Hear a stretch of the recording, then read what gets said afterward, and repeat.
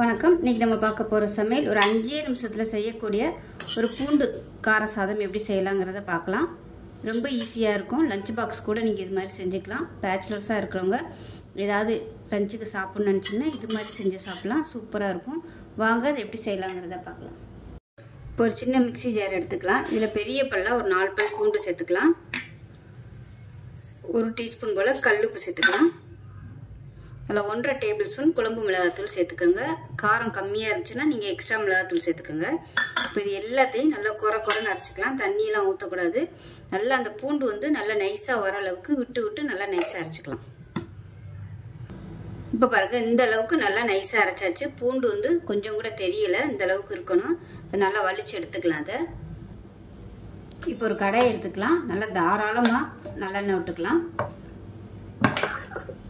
இப்போ எண்ணெய் நல்லா சூடானதும் கருவேப்பிலை மட்டும் சேர்த்துக்கலாம். சேர்த்துட்டு நம்ம மிக்சியில் அரைச்சி வச்சுருந்தோம் பார்த்தீங்களா, அதை வந்து வலித்து கிண்ணத்தில் எடுத்து வச்சுக்கேன். அதையும் சேர்த்துக்கலாம். சேர்த்துட்டு இதை நல்லா அந்த எண்ணெயில் வந்து நல்லா பொரிய விடணும்.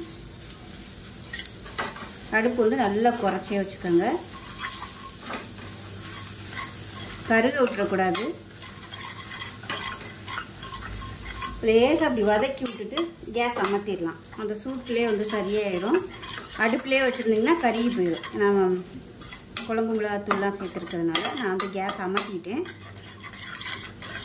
இப்போ எல்லாத்தையும் நல்லா அழுத்தி விட்டாச்சு. இப்போ பார்த்திங்கன்னா நல்லா ஒரு 2 கை அளவுக்கு வடித்து சாதம் எடுத்து வச்சுருக்கேன். இதை அதோடு சேர்த்துக்கலாம். சேர்த்துட்டு நல்லா கிளறி விட்டுக்கலாம். இது மசாலா வந்து எவ்வளோ தாங்குதோ அதுக்கு தகுந்த மாதிரி சாதம் சேர்த்துக்கோங்க. டேஸ்ட் பண்ணி பார்த்துட்டு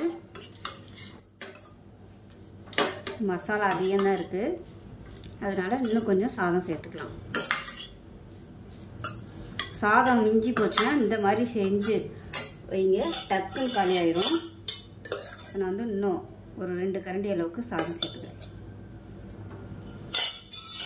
நல்ல காரசாரமாக இருந்துச்சுன்னா சூப்பராக இருக்கும். அந்த நல்லெண்ணெய் வாசனையோடு அந்த பூண்டு சேர்த்து இந்த சாதத்தை சாப்பிடும்போது அருமையாக இருக்கும். டக்குன்னு ஒரு 2 நிமிஷத்தில் பண்ணிடலாம். இதுக்கு ஒன்றுமே வேணால் வெறும் முட்டை ஆம்லேட்டு ஒரு அப்பளம் இருந்துச்சுன்னா போதும். இல்லைன்னா ஒரு பருப்பு துவையல் வச்சு சாப்பிட்லாம், நல்லாயிருக்கும். அவ்வளோதான், ஒரு அருமையான பூண்டு கார சாதம் ரெடி ஆயிடுச்சு. சூப்பராக இருக்கும் டேஸ்ட்டு. செஞ்சு பாருங்கள். செஞ்சு பார்த்துட்டு எப்படி வந்துச்சுங்கிறத சொல்லுங்கள். வீடியோ பிடிச்சிச்சின்னா லைக் பண்ணுங்கள், கமெண்ட் பண்ணுங்கள், சேனலை சப்ஸ்கிரைப் பண்ணுங்கள், பக்கத்தில் உள்ள பெல் பட்டனையும் ப்ரெஸ் பண்ணுங்கள். நன்றி.